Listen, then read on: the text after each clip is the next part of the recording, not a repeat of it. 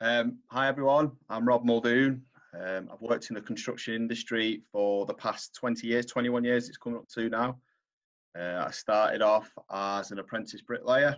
I've now progressed way up to be a project manager within the industry, and I look after projects that are anywhere between £20,000 in the UK up to about £3.5 million. Predominantly brickwork and blockwork packages, and I'll have around about anywhere between 6 and 40 members of staff at any one time. And I'm always part of a bigger team. I'm just one of the many cogs that is needed to deliver the big projects that we work on. And I've come to this position through work for myself for a few years as well, and that gave me the qualifications to do looking after men or site and staff for the health and safety side of things that we have to have here in the UK. And as part of that, having a big team, I get a lot of guys, because it's predominantly guys that will come and talk to me about situations that are going on in their life, and what they've been up to, what they're going through, asking for my advice of why things are going like this. And off the back of that, I decided to do a little bit more training, going away and doing mental health first aid instructor training, and I've now gone full circle, and I'm now doing things like I'm doing with yourself now, Lindsay, where I run a podcast, because I started a podcast to do with getting the message out about mental health within the construction industry and how the stigma around it needs to change. And it is a huge factor within the industry, no matter what level and what skill set you have or what position you have within the industry. It's a massive part of the industry, and it's causing a lot of problems because people are just not paying attention to it. And if it was a machine breaking down constantly, whether it be the forklifts that we have at work moving material around, or whether it be the big silo mixers that we have, people would be paying attention to that and getting that fixed.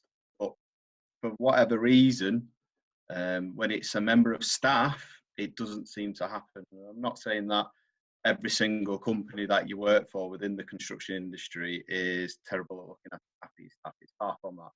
It's about a cultural thing within the industry. It's not one individual company.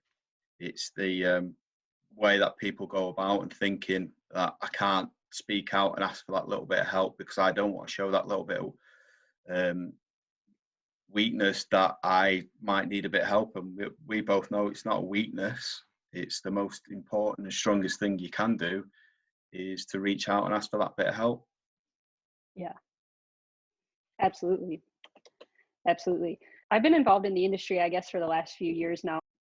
My path was a little bit different to it. I was in school for a long time and worked a few different sort of jobs. And then I graduated with a master's in social work with a concentration in adult mental health. But then I decided to just do something different for a while. So I came over to the United Arab Emirates, where I'm at now, to go to work for a company called Oryxcare, which just does a lot of different sort of consulting work, mostly with a lot of pipeline companies, things like that. But like naturally, my brain always goes back to the mental health stuff. So just being around the industry, I just started to wonder, just noticing how demanding the industry is. And my dad has worked in the industry my whole life, and other people I know. And I just started thinking, just with how demanding it is, there's probably some mental health issues. And sure enough, there is. So I started to think about what I could do, what I could offer to the industry specifically. And that's where I came up with my company, Oryxcare, to offer mostly just online mental health services for people in the industry to reach out to whenever they need some help. So yeah, and it all goes back to the things you were talking about, just kind of the culture of the industry and wanting to change the negative stigmas around it. So yeah, that's kind of the short version of how I got here and with what I'm doing now. And came across Rob on Instagram, so I thought it would be a good match. We could have some talks. And I think it goes to show that you're obviously spending some of your time in the States, some of your times in the UAE, and I'm obviously over here in the UK, and we're still coming across the same problems within the industry. So it's worldwide. It's not just the UK problem, or it's just the American problem, or it's not just the UAE problem. It resonates with the industry all around the world, and it just goes to show how big the problem really is. Exactly. And it's, when you really start digging, it is everywhere. There's a ton of studies, research that is done in Australia. Australia has a lot of good information on it. So obviously it's been a problem there.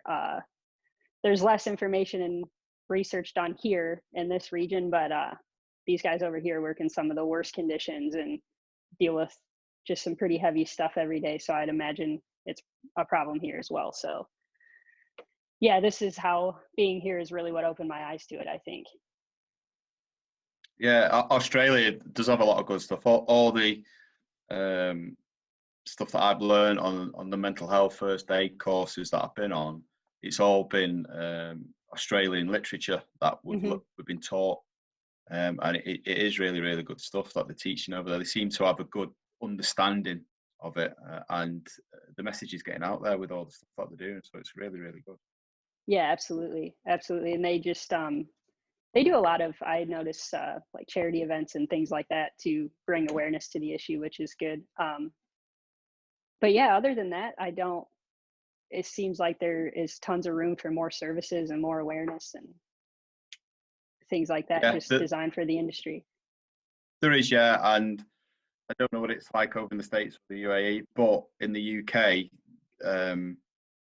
if you look at the death rates, which is a sad thing to talk about, but I think we need to talk about, is that in the UK as an industry, we sort of hover around 35 to 45 deaths a year through accidents at work. And that's just from statistics that we know that the HSE, or the Health and Safety Executive over here that looks after everything, that's what they release. Whereas realistically within the industry, it's more than double that with suicide rates. The Office of National Statistics last released their stats on this in 2019. Because of COVID, they haven't released anything yet. But it was 2 construction workers a day were taking their own lives to suicide. And it's a shocking figure to think about. And obviously COVID and everything that's been going on the past year, 18 months, they reckon it's going to have doubled, if anything, which is horrendous to think about. That it is. People out there are finding it that difficult and not knowing where to go and where to reach out, that I think the only option is to take their own life. Yeah.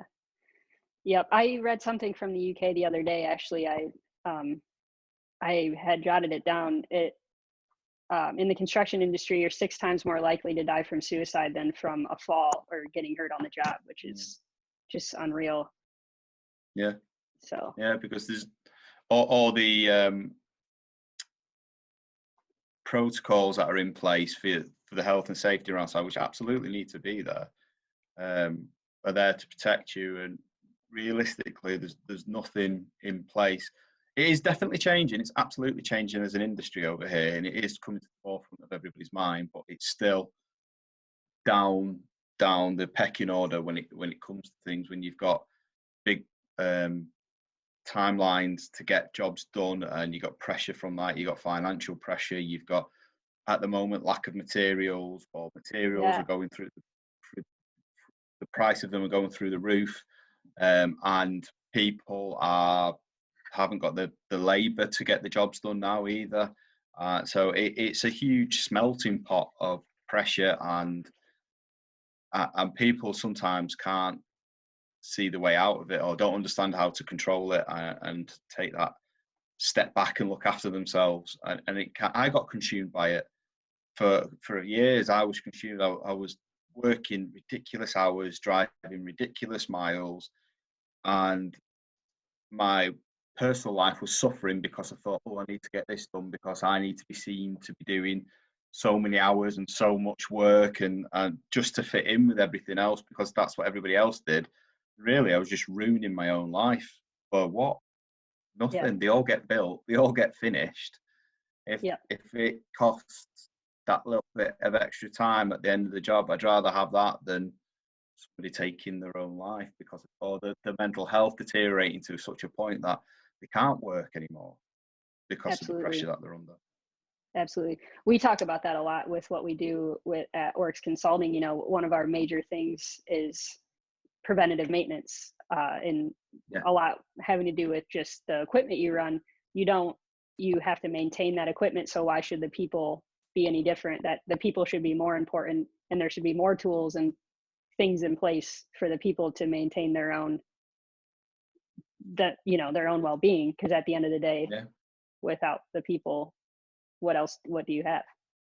yeah. Because you can have the best equipment in the world, but Hmm. if you've got nobody to operate it, then it doesn't matter Exactly. whether that machine costs you $1 million or $5. If you've got the right person behind the controls of it, that's what counts. And if you're not looking Absolutely. after that person behind the controls, then you've got nothing.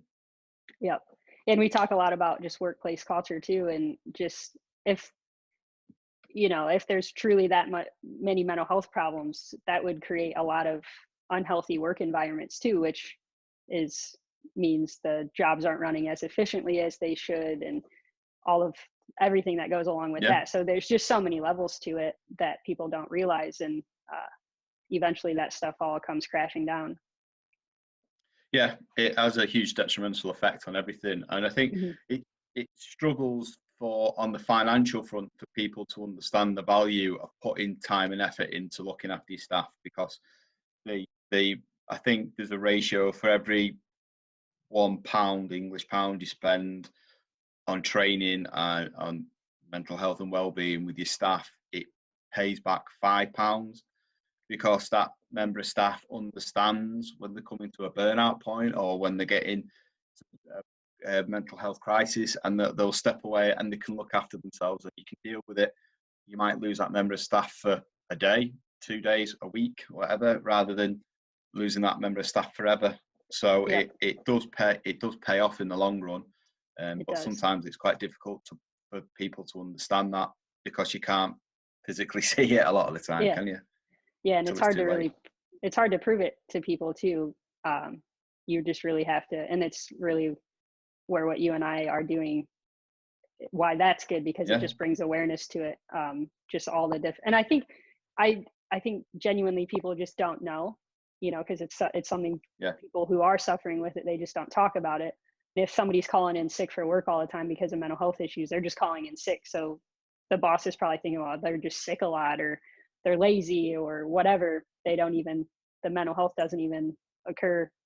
It doesn't even come into their mind. yeah. So yeah, And I there's think just, like when I was at my lowest point and I was really, really struggling with my mental health at work, I was coming to work, I was there, but I wasn't there, if you understand mm, what I mean. I was sort of an autopilot and just getting by. I wasn't, things were getting done, but not to the best of my ability or best of our ability at work. And it everything was suffering.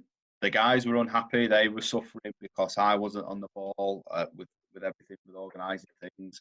I wasn't predicting things that could go wrong further down the line. So we'd come up to a problem, we'd be stuck rather than me seeing it 2 weeks in advance, whatever it might be. We're coming up to it, and then that's that's stopping us from working. And then there's the things that I was just not paying attention to the detail.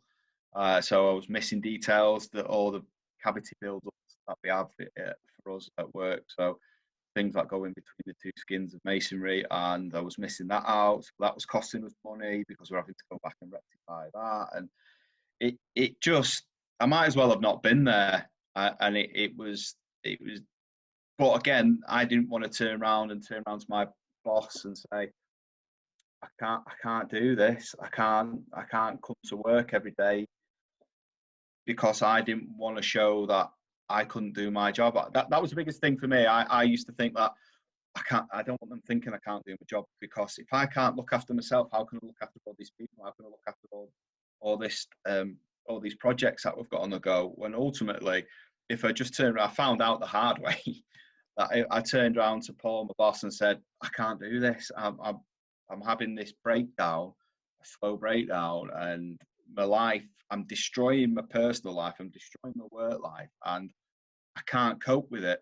And he, luckily, I work for a really good company, and he got me the help that I needed. He got me back on the right road path of recovery, and I'm now back better than ever. I'm a lot better than I was before I had all my problems, because I know I can see things coming. Like as we're talking now, I've gone away to my parents for a few days because I needed a break. I've had so much going on lately, whether it is with the podcast and things that I've got going on at home, and family life, work life, and everything else that gets thrown in your way. I just needed a break, and if I could have carried on, but it would have just started to spiral out of control, and it would have gone down the same path that I went down a few years ago, and ultimately I don't want to get to that point again. Yeah, and that's what a lot of people don't realize too until you go through it. But once you get help the first time, you're way more easily able to recognize when it's happening again, and then it's just maintenance after that. You obviously you recognize that you needed a break, so you took a break. So it's once you learn those skills, those are skills that stick with you, and that's I try to talk about that or offer that up to people a lot. It's getting help for mental health doesn't have to be a long-term thing. You know, you can just get the help you need, and that's kind of how I try to design my services, is something that you just come the first time, do the work, and then it's just maintenance after that. Learn the coping skills, you learn the tools, and you go out and you use them. Yeah, and people can think of it the way that when they started in the industry, a job that might take them, I don't know, 15 minutes to do now, at the very beginning when they started in the industry, it might have taken them 2 hours to do it. But because they've honed those skills and perfected them and understand how everything works, it allows them to self-check and recover and take a step back and think, I need a break, or I need to do something about it, or stress containers getting pretty full, and what I'm doing to try and release that stress isn't working. So they can recognize the signs, and it does. It's I think it's an ongoing journey, but you get used to it, and you get to understand how to cope with it all. Yeah, you're able to recognize the feelings, you know, and that's something I've had to learn personally too. It's not when you start feeling bad, it doesn't have to turn into a big thing. It's just you learn to recognize the feelings, and then you ask yourself, okay, what have I done in the past to cope? What's worked, what's not worked, and then you go from there. It's just being able to think on your feet when something like that happens, and it's not something that, and not to be too forward about this, but it's not something men really know how to do that well. You know, recognizing emotions and dealing with emotions. And it's no secret that the construction industry, it's like 98% men. So it makes sense that those problems are, not that women are great at dealing with all their emotions either, but and just tend to bury things and shove things down, which just boil up. So because they don't want to have a talk. They don't want to start a conversation and turn around to the work colleagues. They don't know how to. I don't think. Yeah. You know, men are told that they have to be the strong ones all the time, and for some reason that translates into I just have to be tough and not talk about things. Yeah, it is, and that's. I mean, it's a big starting point. I try and get the message across to everybody that I deal with is just reach out and talk to somebody. You don't have to tell them all your deep dark secrets, but it can be just a if you want general to, but you don't have to. Yeah, exactly. Yeah, you just tell somebody what you're comfortable to talk about. Absolutely, and baby steps. It might ease that little bit of pressure, which then you might build up the confidence to start talking about more and more and more. And it's just a stepping stone. it's that first stepping stone onto the path of recovery. Yeah, absolutely. Absolutely. So yeah, I guess that's a good preview of what I'm going to be talking about in these Yeah. talks. Just diving a little deeper into these things. Yeah, absolutely. Yeah, we could. We're going to be looking at things that we see as the biggest problems within the industry. Our ideas on how we can change the perception of mental health within the industry, and what are the biggest solutions, and what are the biggest barriers that are about within the industry as well, I think. Absolutely. Yeah. I think that's just bringing the awareness and then offering up the solutions. So yeah, well, I'm looking forward to it anyway. Yeah, me too. Should be good. Definitely. So going forward, we're just going to be obviously talking about all the issues that we see relevant, and then not just talking, but also pointing people in the direction of where they can get help. Yeah, if absolutely. They need it. And then hopefully everybody that's coming along with us on this journey, if they know of anything that they really want to talk about or want us to talk about, just let us know, and we can do an episode on it. Yeah, absolutely. Look forward to it, and hope everybody can come along with us.